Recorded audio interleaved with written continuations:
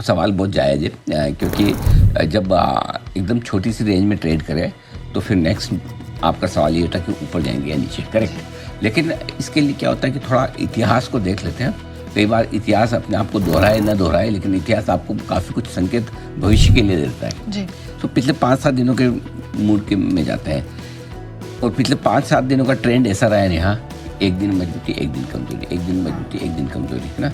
और अगर कमजोरी नहीं हो तो आराम, जो आपको परसों दिखा था कल फिर से तेजी, उसके एक दिन पहले बड़ी कमजोरी हुई। सो कुल मिला के आज का दिन आराम का होना था, सुबह अपना अंदाजा था, कोई बड़ी बात नहीं। कल के बड़े उछाल के बाद आज, क्योंकि कल शॉर्ट कवरिंग का सहारा मिल गया, आज आपको फ्रेश खरीदारी चाहिए, इसलिए हो सकता है हम आराम करें। वो आराम बहुत अच्छा है। आपको अगर बड़ी दौड़ लगानी है तो बीच बीच में ब्रेक ले लें तो बहुत अच्छा है। तो ट्रेंड के मुताबिक आज बाजार में आराम है, और सेम ट्रेंड एफआईज का भी आप देखिए, एक दिन बड़ी खरीदारी करेंगे, दूसरे दिन थोड़ा रुकेंगे, एक आध दिन बाद फिर से वापस बड़ी खरीदारी करेंगे। वही ट्रेंड आज भी दिख रहा है, करेक्ट। तो आज चुनिंदा खरीदारी है। अब रहा सवाल बाजार के मूड माहौल का, तो कहाँ अभी भी कोई ऐसा लार्ज कैप में कोई कमजोरी के संग 25,000 की निफ्टी में 50 पॉइंट कम होना कौन सी बड़ी बात होगी, correct. It is nothing. Sensex 150-200 point घटना कोई बहुत बड़ी बात है ही नहीं। बैंक निफ्टी तो ये लो जी हरे निशान में भी आ रहा है, ठीक है। तो इसलिए दिग्गजों में भी अभी तक कोई ऐसी कमजोरी का संकेत नहीं है। एक ऐसा अभी तक एक भी लेवल ऐसा नहीं तोड़ा जिससे ये कहें कि लार्ज कैप थोड़े वीक हो रहे हैं, पहली बात। छोटे शेयर तो इतने ज़बरदस्त हैं, तो ब्रॉडर मार्केट का मूड माहौल, तो आप सुबह से देखो आपको लॉन्ग कॉल मिलेंगी, शॉर्ट कॉल मिलेंगी ही, क्योंकि इतने लॉन्ग कॉल बन रहे हैं, इतने चार्ट्स पे ब्रेकआउट आ रहे हैं। ऐसे में अपने को क्या करना है, बाय ऑन डिप्स खरीदारी करनी है गिरावट में, वही स्ट्रेटजी के साथ अपने आगे बढ़ेंगे, ठीक है। कहाँ करनी है, निफ्टी में 24,850 24,950 जो आज का लो है, ये बढ़िया सपोर्ट जोन है। इस सपोर्ट जोन में आराम से 2 टुकड़े में खरीदारी चाहिए। बैंक निफ्टी का सपोर्ट जोन 55,000 55,175, लेकिन यहाँ पर एक ही टुकड़े में खरीदारी कीजिए। ऊपर कितना जा सकते हैं, 24,100 के ऊपर, माफ कीजिएगा 25,100 के ऊपर फ्रेश मजबूती बनेगी, क्योंकि कल का हाई और आज का हाई लगभग बराबर है। कल आपने 25,065 के आसपास का हाई देखा था, आज 25,070 के आसपास का हाई देखा है, as good as same, right. तो आज अगर आप 25,100 के ऊपर निकल कर टिकते हैं 3 बजे के पहले, तो फिर फ्रेश खरीदारी आएगी, शॉर्ट कवरिंग आएगी, मजबूती बढ़ेगी। 25,135 25,200 फिर आज ही आपको नजर आएगा। अच्छा, बैंक निफ्टी का जहाँ तक सवाल है, 55,500 ये आपके लिए रुकावट की रेंज है। 55,500 के ऊपर निकलेंगे तो ऊपर की जो रेंज है 55,500 55,700 की, वहाँ तक जाने की कोशिश होगी, और 55,700 के ऊपर नए हाई की तरफ बैंक निफ्टी दौड़ पड़ेगा। ये आपके लिए, तो आपका जो सवाल है कि किस तरफ जाएगा, तो ये रेंज है।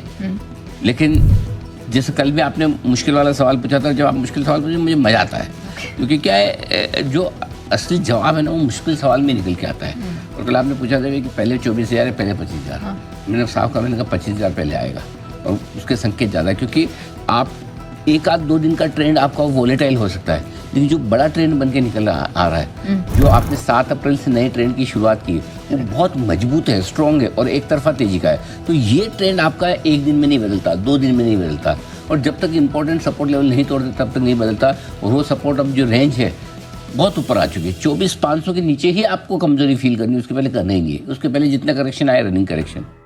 बैंक निफ्टी में 53,400 के नीचे ही, 53,500 मान लो, राउंड फिगर में याद रखना इजी है, उससे पहले कमज़ोर हो गई नहीं, तब तक रनिंग करेक्शन होगा, वो तो बहुत दूर है अभी भी। सबसे पहले एक सबसे छोटा लेवल है जिसके नीचे आप कमज़ोर हो, वो 23,900 है, सॉरी 24,900, आज भी 24,950 से घूम गए। तो कहाँ कमजोरी अभी है नहीं, बिल्कुल नहीं है। तो क्या इसी वजह से मिड और स्मॉल कैप को कॉन्फिडेंस है? मिड और स्मॉल कैप को कॉन्फिडेंस 2 वजह से। एक तो ये बिल्कुल जो वजह कि आपने कहा कि भाई लार्ज कैप चल रहे हैं, बढ़िया तेजी है, तो हमेशा क्या होता है, जब भी भारी भयंकर मंदी थी 22,000 22,500, तब आप किसी को भी पूछो, एक फंड मुझे बता जो बोलता कि मैं मिड कैप लूंगा, स्मॉल कैप लूंगा, सब क्या लार्ज कैप लेंगे, लार्ज कैप लेंगे। वो होता भी है, क्योंकि जब मार्केट घटता है और वापस बढ़ना शुरू करता है, सबसे पहले आपको बड़े शेयर खरीदने हैं, क्योंकि उस वक्त उनमें रिस्क कम होती है ना, बढ़े भले कम, लेकिन जब बड़े शेयर एक लेवल तक चलकर आ जाते हैं और उस समय आप छोटे शेयरों को नेग्लेक्ट करते हैं कि नहीं अभी इनको नहीं लेंगे, बाद में लेंगे। अब वो बात क्या है, यही तो है वो बात जब लेना था। तो अब आ रही है, एक तो वो रीजन है। दूसरा क्या है, अगर कभी कभार अभी बीच में 2 दिन आपने देखा एफआईज बड़े बड़े बेच गए, अब आपको ये तो नहीं पता ना कौन सा एफआईज कब बेचेगा। भाई लॉन्ग ओनली फंड खरीदेगा तो कोई हेज फंड बेच जाएगा, कोई फंड इंडिया पे बुलिश है और चाइना पे बेरिश है, वो रिवर्स करेगा तो वो बेच जाएगा। यू नेवर नो, एफआईज में तो अलग अलग तरह के इंसान है ना, कभी कोई भी बेच सकता है। तो ऐसी सिचुएशन में एफआईज के पसंदीदा स्टॉक बेचने में तो वही एचडीएफसी, आईसीआईसी, टीसीएस, रिलायंस होते हैं, उनको थोड़ी ये वाले बेचने हैं, छोटे छोटे जो हमारे चल रहे हैं, हाँ। है ना। सो इसीलिए मिड कैप स्मॉल कैप शेयरों में वहाँ पर सेलिंग प्रेशर भी कम है। के लिए मिड कैप और स्मॉल कैप ने स्पेशली आज निफ्टी और बैंक निफ्टी को आउट परफॉर्म किया। एक बार अगर डेटा रखूँ मैं पूरे वीक का, तो निफ्टी ने जहां मात्र 2.25% का रिटर्न दिया दिस वीक, वही मिड कैप ने लगभग 7.5% का रिटर्न और स्मॉल कैप ने 9% से ज़्यादा का रिटर्न जनरेट करके दिया। हालांकि कल की रैली के बाद आज थोड़ा कंसोलिडेट कर रहा है बाजार, लेकिन कोई दिक्कत नहीं है। कैसे अब अप्रोच करें इस मार्केट को, जैसा वीक इस बार कर रहा है, क्या आगे भी वही एक्सपेक्ट कर रहे हैं?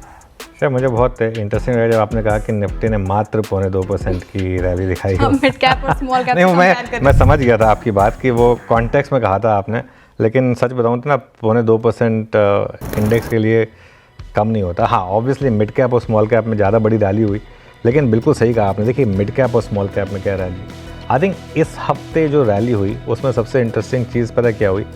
नॉर्मली रैली होती तो हम कहते थे कि रैली हो गई, लेकिन मेरे पोर्टफोलियो में तो रैली नहीं है। इस बार आप वो कंप्लेन नहीं कर सकते। इस बार पोर्टफोलियो, इनफैक्ट मैं भी कहूँगा कि अब पोर्टफोलियो ऑलरेडी कहीं, अगर पहले क्या होता था कि निफ्टी में 25,000 की रैली आ गई, मेरा पोर्टफोलियो 23,000 का ही है। अब पोर्टफोलियो भी 25,000 वाला हो गया, 24,500 तक का तो हो गया, 25,000 का भी ऑलमोस्ट हो गया है। एक और हफ्ता ऐसा आ गया तो पोर्टफोलियो ऑल टाइम हाई वाला पहुँच जाएगा। तो वो मिड कैप में शानदार तेज़ी है। देखिए शेयर लॉन्ग रहना है इस मार्केट में, और 24,850 का एक स्टॉप लॉस रखना है। कोई चेंज नहीं है उस स्ट्रैटेजी में, अभी भी वही स्ट्रैटेजी रहेगी। और निफ्टी अगर एक बार 25,200 के ऊपर पहुंचा फिर वो रुकेगा नहीं, फिर वो रुकने का नाम नहीं लेगा। फिर वो जो हमारे टारगेट जो हमने सुबह मेंशन किए थे 25,327 और 25,544 के, वहाँ तक जाएगा। और हर गिरावट यहाँ पर आपके लिए ख़रीदारी का मौका लेकर आएगी, इस चीज़ को समझिए आप। बैंक निफ्टी की जहाँ तक बात है, अगेन बैंक निफ्टी पर मेरा वही व्यू है, अभी 54,800 के स्टॉप के साथ लॉन्ग बने रहें। 55,500 के ऊपर बड़ी तेज़ी आएगी। आज भी हम 55,420 के करीब से फिसलें, कोई दिक्कत नहीं है। ये एक थोड़ी सी स्ट्रॉन्ग रेजिस्टेंस है, इसको निकालने में मार्केट टाइम ले रहा है। इसमें थोड़ा सा टाइम भले ही लग जाए, लेकिन आना तो ब्रेकआउट ही है, ये बात समझ लीजिए आप। और इंडिविजुअल स्टॉक्स पे ध्यान दीजिए। इंडिविजुअल स्टॉक्स में एक एक करके थीम्स एक्टिव हो रही हैं। डिफेंस, रेलवेज, इन सब की बात हुई थी। मेरे ख्याल से एक थीम अब जो एक्टिव हो रही है वो है अदानी ग्रुप स्टॉक्स। अगले एक हफ्ते, मुझे लग रहा है अगला हफ्ता शायद इनको बिलोंग कर सकता है। इन पर ध्यान रखिए, क्योंकि यहाँ पर मुझे लग रहा है कि अब मार्केट में सेंटिमेंट वापस इंप्रूव हो रहा है। देखिए कैसे एक एक करके इन सब स्टॉक्स में रैली आ रही है। चलिए ब्यूरो के पास चला जाए और स्टॉक स्पेसिफिक रुझान समझा जाए। Bureau, good afternoon. Good afternoon Anuj. Stock specific क्या क्लियर है? बहुत ही क्लियर। हायर ट्रेजेक्टरीज पे, लोअर ट्रेजेक्टरीज पे। पहले हायर ट्रेजेक्टरीज पे पहला स्टॉक लेके आइए आप जरा GMR एयरपोर्ट्स, और उसका जरा OI रखिए। GMR एयरपोर्ट्स अब अक्टूबर 2024 के बाद सबसे हाईएस्ट क्लस्टर पे 9056।